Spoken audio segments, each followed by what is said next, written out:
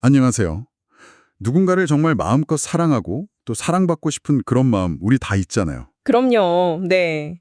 근데 때로는 그게 정말 마음처럼 안 될까요? 오히려 막 가까워지는 게 두렵고 나도 모르게 이렇게 마음의 문을 쾅 닫아버리는 순간들 혹시 당신도 그런 경험 있으신가요? 음, 아마 많은 분들이 고개를 끄덕이고 계시지 않을까 싶네요.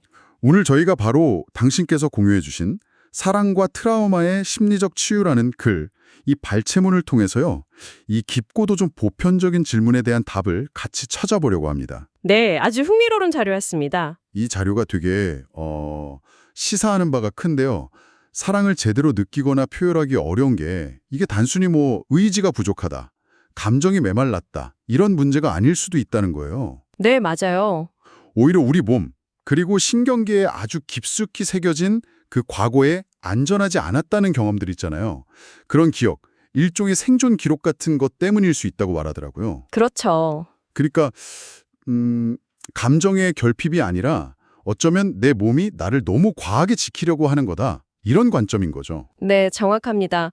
몸의 방어 기제라는 거죠. 그래서 이번 시간에는 이 자료를 보면서 과거의 경험들, 특히 우리가 잘 의식하지 못하는 그런 경험들이 지금 현재의 사랑 방식에 어떤 영향을 미치는지, 그리고 또 그 영향에서 좀 벗어나서 어떻게 하면 좀 더 자유롭고 건강하게 관계를 맺을 수 있을지 그 핵심적인 내용들을 하나씩 좀 명확하게 짚어보려고 합니다. 네, 좋습니다.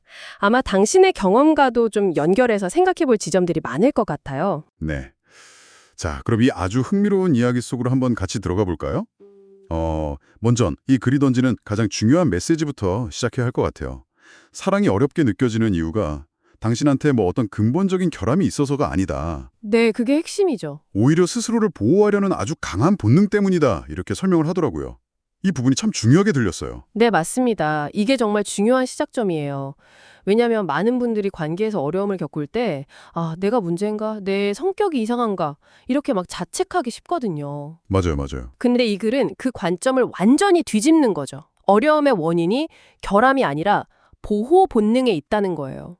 구체적으로는 이제 과거에 겪었던 이 글 표현을 빌리자면 사랑이 오히려 고통이었던 경험, 즉 트라우마 같은 것들이 우리 신경계 수준에 깊이 각인되었기 때문이라고 설명을 합니다. 아, 신경계 수준에 각인되었다. 그게 정확히 어떤 의미일까요? 우리가 그냥 머리로 기억하는 거랑은 좀 다른 건가요? 네, 다릅니다. 우리가 보통 기억이라고 하면 아, 그때 그런 일이 있었지 하는 어떤 사건에 대한 이야기, 서사적인 회상을 떠올리잖아요. 네네. 근데 신경계 수준의 각인이라는 건 그런 스토리 기억과는 좀 달라요. 이건 뭐랄까 생존하고 직결된 몸의 반응 패턴에 더 가까워요. 예를 들어서 어린 시절에 내가 돌봄을 받아야 하는데 그 대상한테 오히려 막 위협을 느끼거나 무시당했다. 그러면 우리 뇌랑 신경계는 가까워지는 건 위험한 거네. 의존하면 내가 위험해지네. 이런 식의 공식을 그냥 배워버리는 거예요. 아, 이게 의식적으로 생각해서 배우는 게 아니라 거의 반사적으로 일어나는 학습이죠. 그렇군요. 그러니까 머리로는 나도 사랑받고 싶다. 좀 가까워지고 싶다. 이렇게 생각을 하는데 네? 몸은 그 옛날에 위험했어 하는 그 신호를 기억하고 있으니까 누가 다가오면 그냥 자동으로 위험, 경계 태세 이렇게 반응을 한다는 거네요. 마치 그 오래된 경보기가 막 오작동하는 것처럼요. 정확해요. 아주 정확한 비유입니다. 우리 신경계는 다른 무엇보다 생존을 최우선으로 하거든요. 그래서 과거에 내 생존을 위협했던 거랑 조금이라도 비슷한 단서가 딱 감지되면 일단 이게 진짜 위험한지 아닌지 이성적으로 따져보기도 전에 일단 경보부터 울리는 거예요. 아, 일단 울리고 본다. 네, 그리고 방어 태세를 취하죠. 이게 바로 방어 기제인 거고요. 그래서 감정적으로 누구랑 가까워지려고 할 때 상대방은 아무 의도가 없는데도 심지어 내 마음은 간절히 원하는데도 몸이 먼저 막 거리를 두거나 벽을 치거나 아니면 관계를 망치는 방식으로 확 반응해버리는 거죠. 나도 모르게. 네. 결국에는 당신의 몸이 과거의 그 상처로부터 지금의 당신을 어떻게든 필사적으로 애쓰고 있는 거예요. 그 방식이 지금은 좀 뭐랄까 효과적이지 않을지라도 말이죠. 와, 이렇게 보니까 스스로를 막 나 왜 이러지? 내가 이상한가? 하고 몰아붙였던 마음에서 조금은 벗어날 수 있을 것 같아요. 나를 지키려는 내 몸의 노력이구나. 이렇게 볼 수 있으니까요. 그렇죠. 자기 이해의 시작이죠. 근데 여기서 더 흥미로운 지점이 또 나와요. 이 글이 트라우마를 그냥 지나간 사건, 뭐 기억 이렇게만 안 본다는 거예요. 네, 그 부분이 중요합니다. 생존 전략이 너무 강하게 몸에 배어 있어서 그게 오히려 지금 새로운 관계에서 필요한 어떤 신뢰나 친밀감 형성을 방해한다 이런 설명이죠. 네, 맞아요. 그게 트라우마를 이해하는 데 있어서 아주 핵심적인 전환이라고 할 수 있어요. 트라우마를 그냥 과거의 끝난 사건으로만 보면 지금 내가 왜 자꾸 비슷한 관계에서 힘들어하는지, 왜 비슷한 감정을 느끼는지 설명하기가 좀 어렵거든요. 그렇죠. 근데 이 글이 강조하듯이 트라우마는 살아있는 패턴이라는 거예요. 예를 들면 과거에 버려졌던 경험이 있는 사람은 상대방이 그냥 잠깐 연락이 안 돼도 극심하게 불안해하면서 막 매달리거나 아, 네. 아니면 반대로 아예 거절당할까 봐 무서워서 먼저 관계를 확 끊어버리는 행동을 반복할 수 있다는 거죠. 하긴 그런 경우 있죠. 또 다른 예로는 뭐 어릴 때 비난을 많이 받았다면 커서 파트너가 정말 좋은 의도로 건설적인 피드백을 줘도 그걸 공격으로 받아들이고 막 방어적으로 나가는 패턴을 보일 수도 있고요. 이런 방어 패턴들이 과거에는 나를 지켜줬을지 몰라도 지금은 건강한 관계를 만드는 걸 오히려 가로막는 그런 역설적인 결과를 낳는 거죠. 와, 진짜 역설적이네요. 상처 안 받으려고 하는 행동이 결국 더 깊은 외로움이나 관계 단절을 가져온다는 거니까요. 네, 안타깝지만 그런 경우가 많죠. 그리고 이 글은 한 걸음 더 나아가서 우리가 이런 과거 상처를 치유하려는 무의식적인 시도로 이게 진짜 놀라운데 과거에 나에게 상처 줬던 사람이랑 비슷한 유형의 사람한테 자꾸 끌린대요. 아, 네, 그 부분. 아니면 비슷한 관계 패턴 속으로 또 들어가는 경향이 있다 이렇게 지적하더라고요. 이 부분이 정말 많은 분들이 내 얘긴가 하고 좀 뜨끔하실 것 같아요. 하하, 네, 그렇죠. 예를 들어서 왜 나는 항상 좀 감정적으로 나를 100% 채워주지 못하는 사람, 어딘가 좀 곁을 안 주는 것 같은 사람한테만 매력을 느낄까요? 이 글은 그 현상을 아주 흥미롭게 설명을 해요. 그게 뭐냐면 과거에 내가 충분히 받지 못했던 사랑, 아니면 거절당했던 인정, 온전히 경험하지 못했던 그 돌봄을 이번에야말로 기필코 성공시켜서 얻어내고 말겠다 하는 그 무의식 깊은 곳에 아주 강력한 욕망 때문일 수 있다는 거예요. 와, 약간 오기 같은 건가요? 네, 뭐 그런 면도 있죠. 마치 옛날에 낙제했던 시험에 다시 도전해서 이번엔 꼭 합격하고 말겠다 이런 심리랑 비슷해요. 재시도의 동기인 거죠. 예를 들어 어린 시절에 부모님이 정서적으로 좀 무관심했다. 그러면 성인이 돼서도 비슷한 유형의 감정적으로 좀 거리감이 느껴지는 파트너한테 끌릴 수 있다는 거예요. 무의식적으로는 그래, 이번엔 이 사람한테서 내가 그때 못 받았던 그 따뜻함, 그 인정을 기필코 얻어낼 거야 하는 그런 소망이 작동하는 거죠. 근데 그런 제시도가 성공하는 경우는 좀 드물다고 봐야 할까요? 오히려 과거의 상처를 다시 겪게 될 가능성이 더 높다는 건가요? 안타깝게도 네, 많은 경우 그렇다고 봐야 합니다. 왜냐하면 그 끌림 자체가 익숙한 고통에 대한 끌림일 수 있거든요. 익숙한 고통이요. 네, 무의식은요, 낯설고 건강한 것보다는 차라리 좀 불안정해도 익숙한 걸 더 안전하다고 느낄 수도 있어요. 이게 참 아이러니하죠. 이것도 과거랑 비슷한 유형의 사람은 아무래도 비슷한 방식으로 산세를 줄 가능성이 높잖아요. 그렇죠. 그러다 보면 결국 과거의 그 고통스러웠던 관계 패턴에 다시 경험하게 되고 역시 세상은 위험해. 나는 사랑받을 자격이 없나 봐 하는 그 원래 가지고 있던 믿음만 더 강해지는 결과로 이어지기 쉬운 거죠. 혹시 당신도 스스로의 관계 경험을 한번 이렇게 돌이켜 보셨을 때 내가 의식은 못했지만 자꾸 반복되는 어떤 패턴이라던가 아니면 특정 유형의 사람에게 계속 끌리는 그런 경향성 같은 거 발견하신 적 있으신가요? 잠시 좀 멈춰서 자신의 경험을 솔직하게 들여다보는 것만으로도 굉장히 중요한 시작이 될 수 있습니다. 와, 이 무의식적인 패턴의 힘이라는 게 정말 어마어마하네요. 여기서 그 심리학자 칼 융의 유명한 말이 딱 떠올라요. 무의식을 의식으로 만들지 않으면 그 무의식이 당신의 삶을 지배하게 될 것이고 당신은 그것을 운명이라 부를 것이다. 네, 명언이죠. 이 글이 바로 이 지점을 치유의 아주 핵심적인 출발점으로 삼고 있더라고요. 즉, 내가 왜 이러는지, 왜 이런 사람한테 자꾸 마음이 가는지, 왜 친밀함이 두려운 건지, 그 이유와 뿌리를 막 피하거나 외면하지 말고 오히려 의식적으로 딱 마주보고 이해하려고 노력하는 것. 그것이 변화를 위한 첫걸음이다. 이 말이죠. 정확합니다. 융의 통찰이 여기서 정말 중요하게 적용돼요. 이 글에서 언급되는 콤플렉스라는 개념이 바로 그 무의식의 내용을 설명하는 데 아주 큰 도움을 주거든요. 아, 콤플렉스. 우리가 보통 아는 그 열등감 콤플렉스 이런 건가요?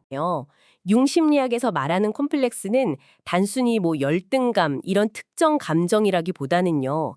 과거의 경험, 특히 아주 감정적으로 강렬했던 경험들 있잖아요. 그것과 관련된 생각, 감정, 기억, 심지어 몸의 감각까지 하나로 뭉쳐진 덩어리가 무의식 속에 딱 자리 잡고 있는 걸 말해요. 감정 덩어리요? 네, 감정 덩어리. 이 덩어리는 평소에는 그냥 조용히 있어요. 그런데 특정 상황이나 사람, 어떤 단어 같은 것에 딱 자극을 받으면 마치 얘가 독립된 인격체처럼 갑자기 확 튀어나와서 엄청난 힘을 발휘하는 거예요.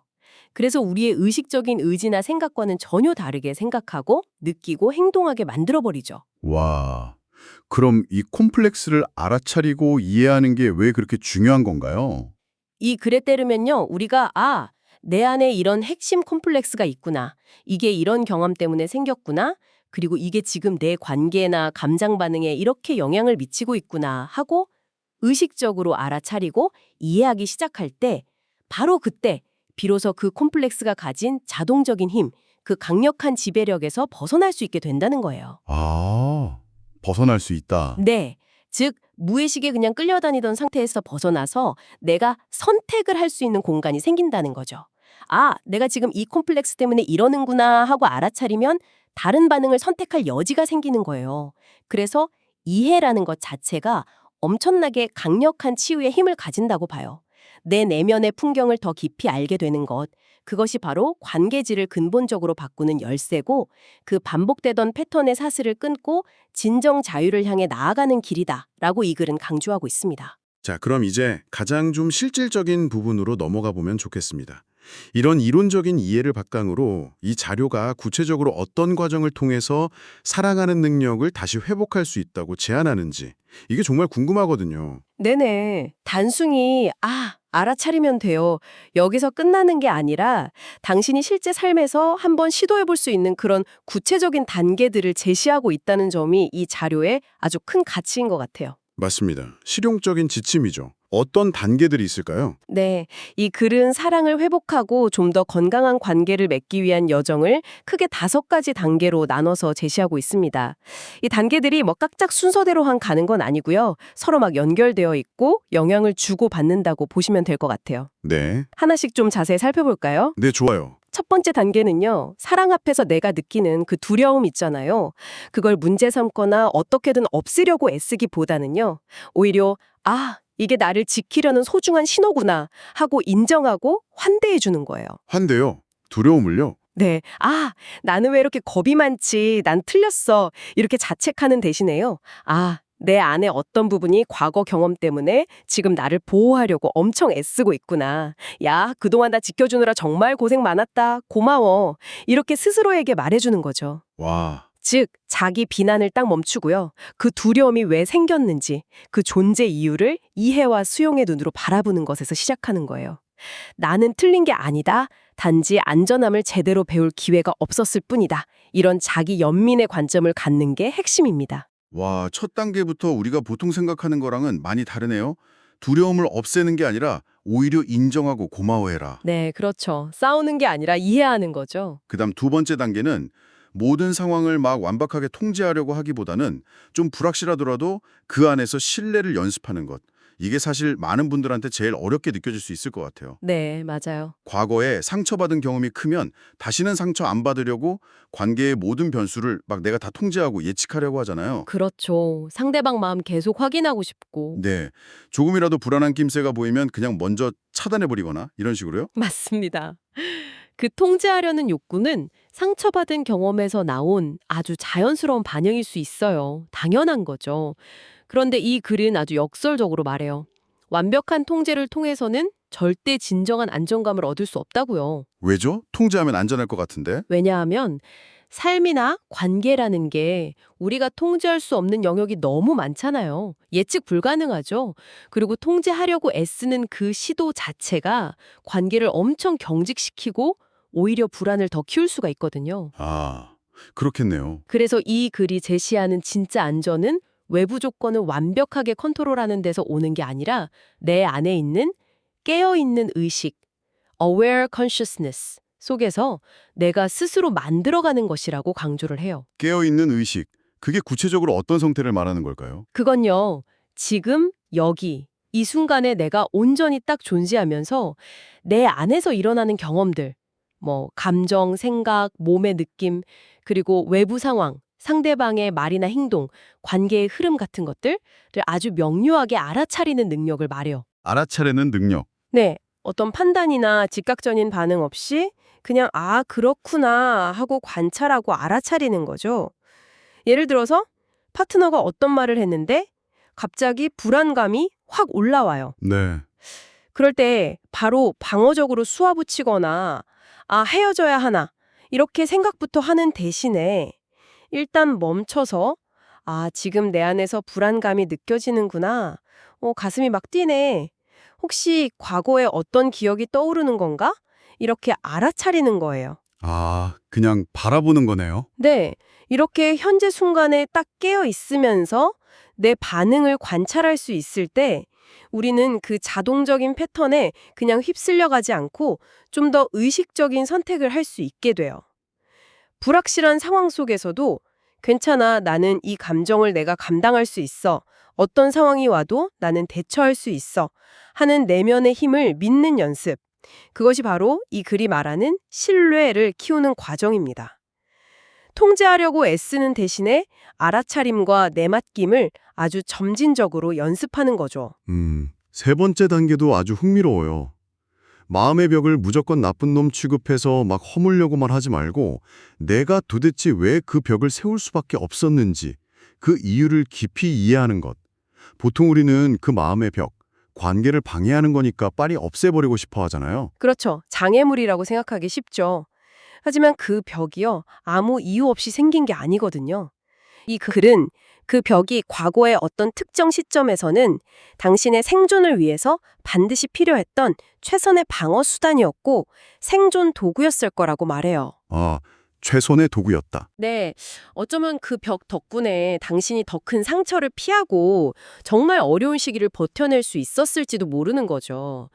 그 벽이 그때 왜 필요했는지, 어떤 기능을 했는지 그걸 진심으로 이해하고 인정해 줄 때, 그때 역설적으로 그 벽은 더 이상 현재의 당신을 가두는 답답하고 단단한 감옥이 아니라 아, 과거의 나를 지켜줬던 고마운 존재구나, 즉 지나간 역사의 일부가 된다는 거예요. 아, 이해하는 순간 역할이 달라지는 거군요. 네. 아, 그때는 너가 나한테 정말 필요했구나. 네 역할을 충분히 잘 해주었구나. 이렇게 이해하는 순간 그 벽이 지금 관계에 미치는 어떤 강박적인 힘 같은 게 자연스럽게 약해질 수 있다는 거죠. 벽을 막 폭파시키고 부수는 게 아니라 그 벽의 역사를 존중하고 이해함으로써 자연스럽게 문을 열 수 있게 되는 거죠. 여기에 더 가깝다고 볼 수 있어요. 와, 이해가 벽을 녹이는 열쇠가 된다는 말이네요. 그렇죠. 자, 그럼 다음 네 번째 단계. 이거는 외부 상황이나 다른 사람의 반응에 막 흔들리지 않고 어떤 상황이 와도 나는 나를 버리지 않겠다. 이런 깊은 자기신뢰와 다짐으로 내 안에 안전기지를 굳건하게 세우는 것. 사실 관계에서 상처받는 많은 경우가 상대방 말 한마디, 눈빛 하나, 아니면 뭐 거절당했을 때 내 존재 자체가 막 송두리째 흔들리는 경험하고 연결되잖아요. 네, 맞아요. 너무 고통스럽죠.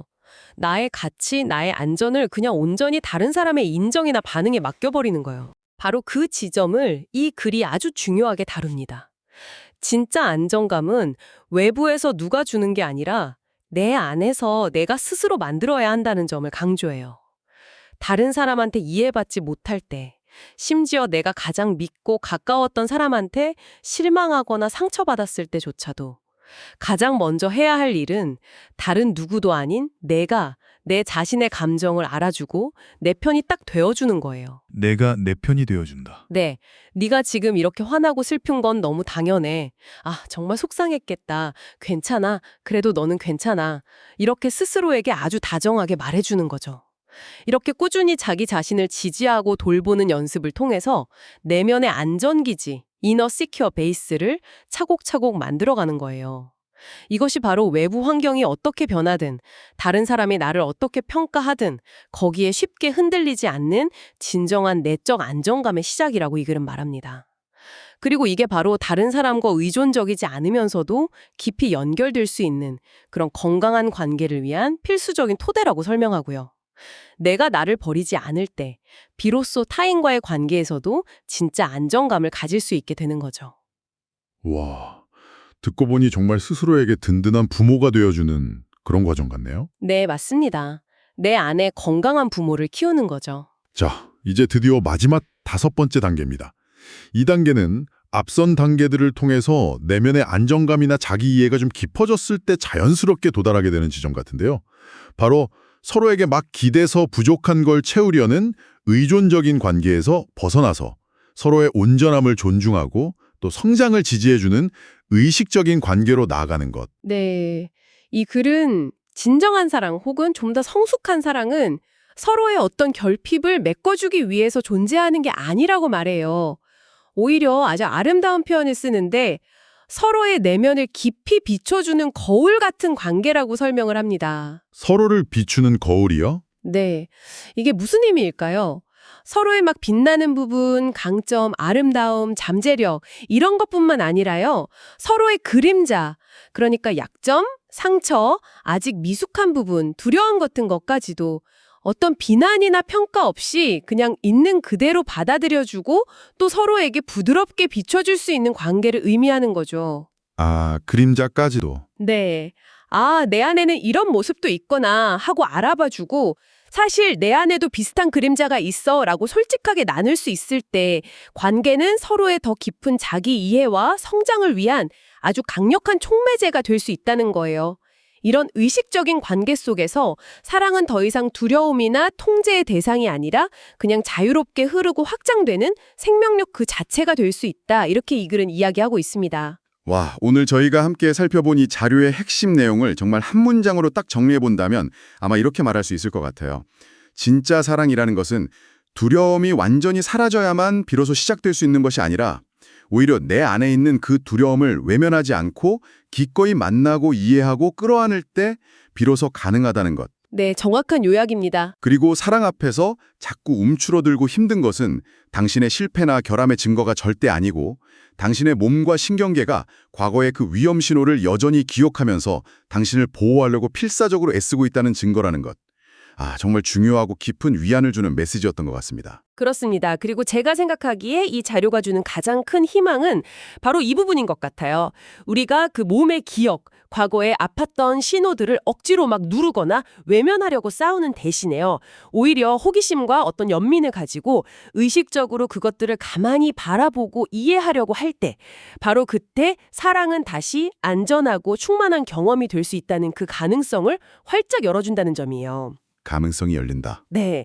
더 나아가서는요, 궁극적으로 외부의 어떤 완벽한 사람이나 조건이 당신에게 안전함을 가져다 주는 게 아니라는 거죠. 바로 당신 자신의 깨어있는 알아차림, 그리고 자기 수용, 이것이 바로 흔들리지 않는 안전함의 가장 강력하고 신뢰할 만한 원천이 될 수 있다는 사실을 일깨워준다는 겁니다. 즉, 변화와 치유의 열쇠는 이미 당신 안에 존재하고 있다는 거죠. 네, 이미 내 안에 있다. 마지막으로 오늘 나눈 이야기들을 바탕으로 당신에게 이런 질문을 하나 던져드리면서 마무리하고 싶습니다. 만약 당신의 몸이 자꾸만 보내는 그 안전하지 않음의 신호가요, 단순히 과거 상처가 남긴 어떤 성가신 후유증이 아니라 어쩌면 당신을 더 깊은 자기 이해로, 더 진실한 자기 연결로, 그리고 결국에는 더 건강한 사랑으로 나아가도록 초대하는 당신 내면의 아주 간절한 초대장이라면 당신은 그 초대에 어떻게 응답하시겠습니까? 이 질문을 잠시 마음에 품고 당신의 관계와 또 당신의 내면을 한번 새로운 시선으로 돌아보는 그런 계기가 되시기를 바랍니다.